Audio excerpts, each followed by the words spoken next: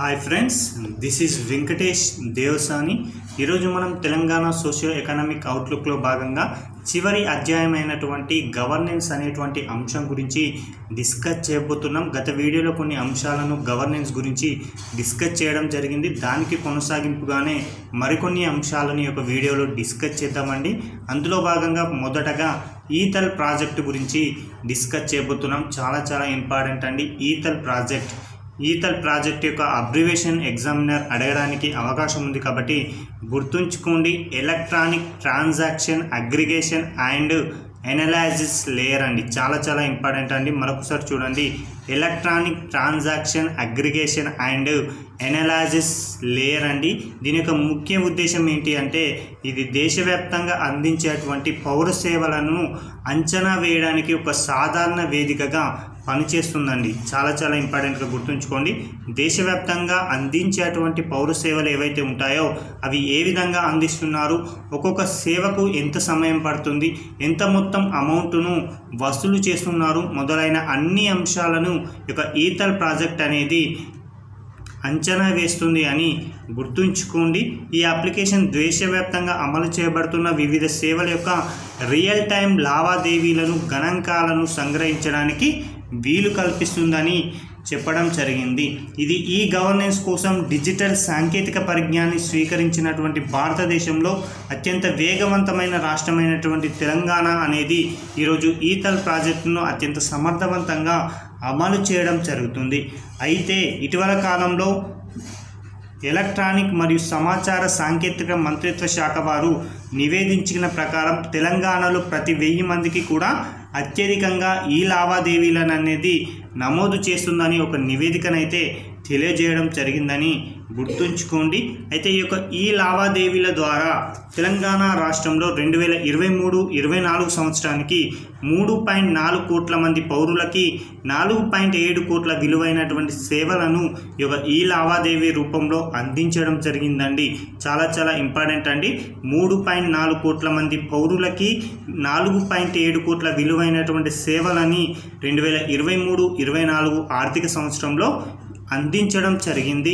అదేవిధంగా 55 విభాగాలకు సేవలను అందిస్తూ అందుబాటులో ఉన్నటువంటి సేవల సంఖ్య 513 అండి. ఇక్కడ అభ్యర్థులు కొంచెం కన్ఫ్యూజ్ అవుతారండి.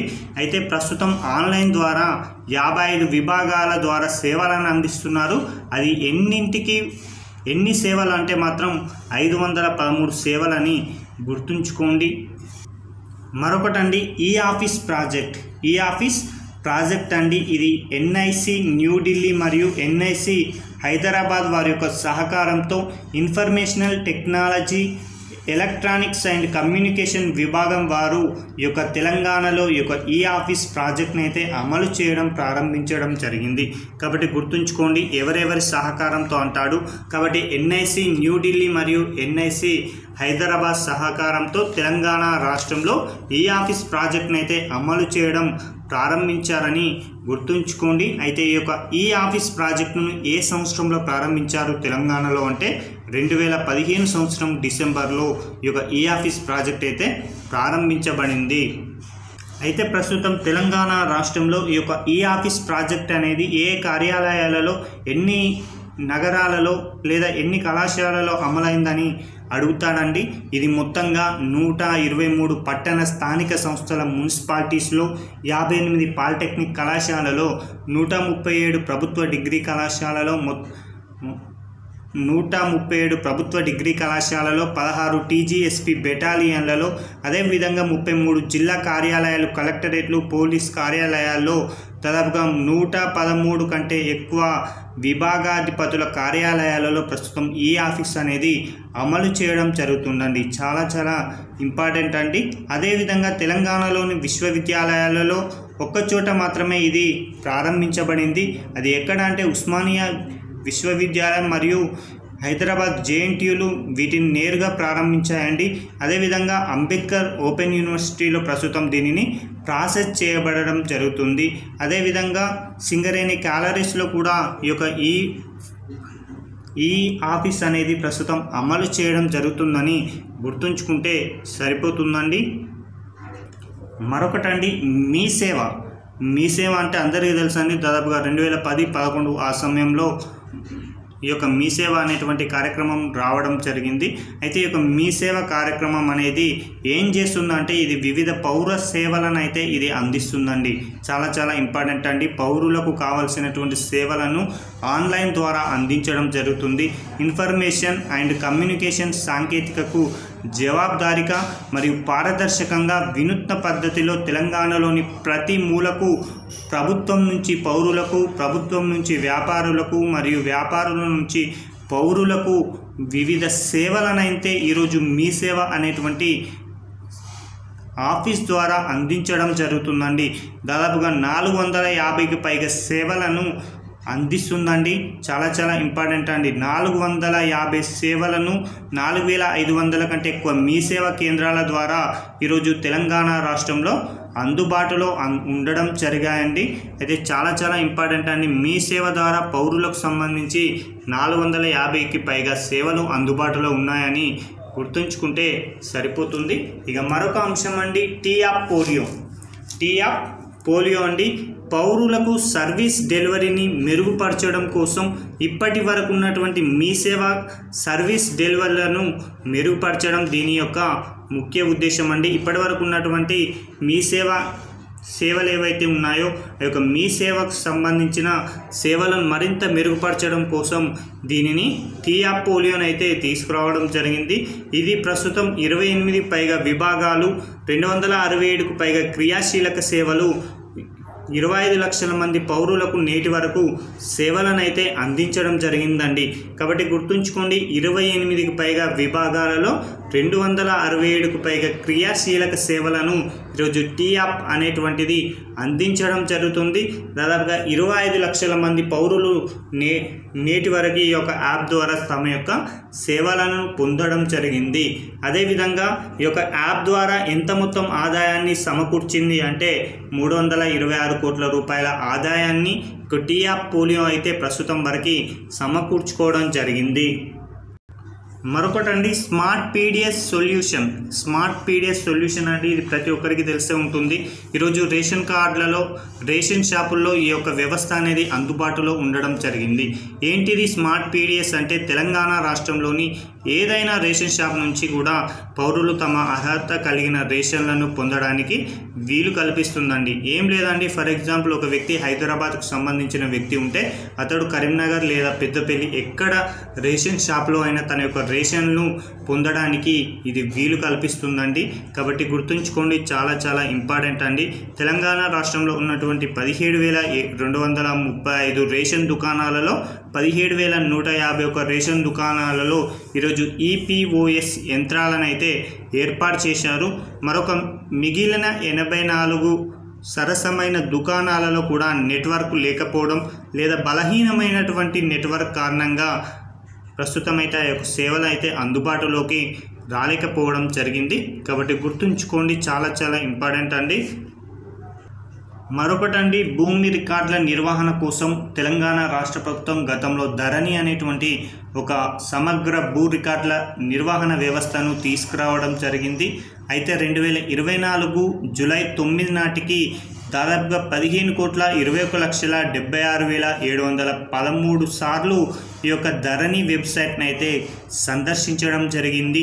దీనిలో 35 రకాలకు సంబంధించిన లావాదేవీలను మరియు 11 సమాచార మాడ్యూల్స్ అనేవి అందుబాటులో ఉన్నాయండి. చాలా ఇంపార్టెంట్గా గుర్తుంచుకోండి. 35 లావాదేవీలు, అదేవిధంగా 11 సమాచార మాడ్యూల్స్ అనేవి ప్రస్తుతం అందుబాటులో ఉండడం జరిగింది. చాలా ఇంపార్టెంట్ అండి. అదేవిధంగా 23,78,520 లావాదేవీలను నేటి వరకు ఈ యొక్క ధరణి ద్వారా వీలు కల్పించడం జరిగింది. అలా 7,535.56 కోట్ల రూపాయలను కూడా ఈ యొక్క ధరణి తన యొక్క వెబ్సైట్ ద్వారా సంపాదించుకోవడం జరిగింది. కాబట్టి గుర్తుంచుకోండి, చాలా ఇంపార్టెంట్. మరొక అంశం అండి, టీజీపీఎస్సీ పునర్వ్యవస్థీకరణ. తెలంగాణ రాష్ట్ర పబ్లిక్ సర్వీస్ కమిషన్ని పునర్వ్యవస్థీకరించడం జరిగింది నూతన కాంగ్రెస్ గవర్నమెంట్.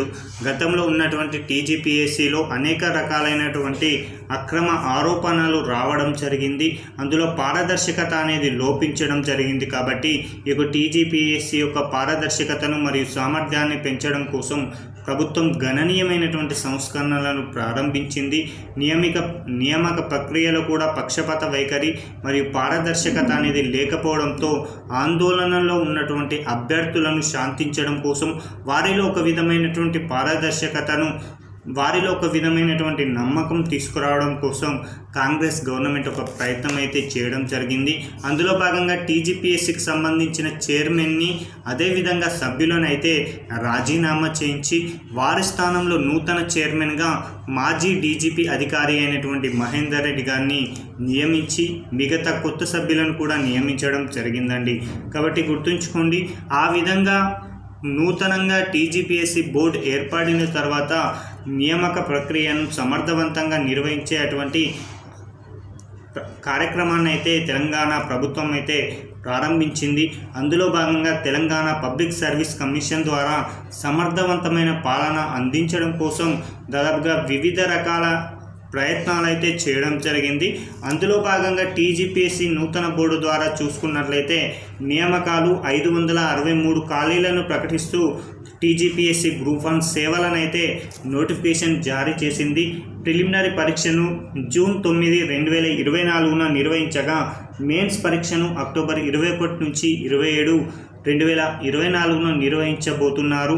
అదేవిధంగా గ్రూప్ 2 సర్వీస్ రాత పరీక్షను ఆగస్టు 7, 8, 2024, అదేవిధంగా గ్రూప్ 3 సర్వీస్ పరీక్షను 17 నవంబర్, అదేవిధంగా 18 నవంబర్ 2024 నిర్వహించబోతున్నారు.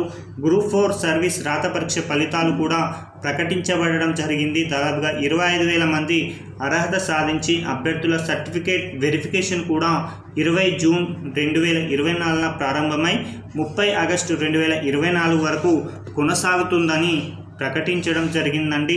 అదేవిధంగా 17,410 వివిధ పోస్టుల ప్రస్తుత నియామక ప్రక్రియ కూడా కొనసాగుతుంది. వాటిలో కొన్ని స్థానాలను ఈ యొక్క పట్టిక రూపంలో మనం గమనిద్దాం.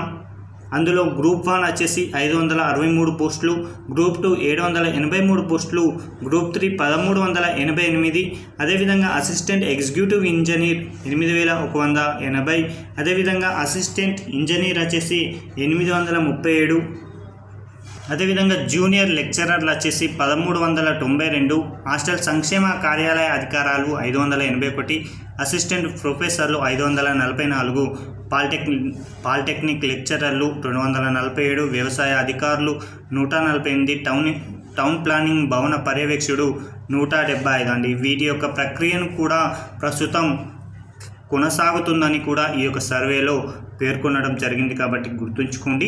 ఇదండి ఈ రోజుకు సంబంధించిన తెలంగాణ సోషియో ఎకనామిక్ అవుట్లుక్ సంబంధించిన ముఖ్య అంశాలు. మిగతా కొన్ని అంశాలు చూసుకున్నట్లయితే మనకు తెలంగాణ సర్వే అనేది పూర్తి కావడం జరుగుతుంది. దీనికి సంబంధించిన పూర్తి పీడిఎఫ్ మన టెలిగ్రామ్ ఛానల్లో అదేవిధంగా వాట్సాప్ ఛానల్లో అందుబాటులో ఉంది. Thank you.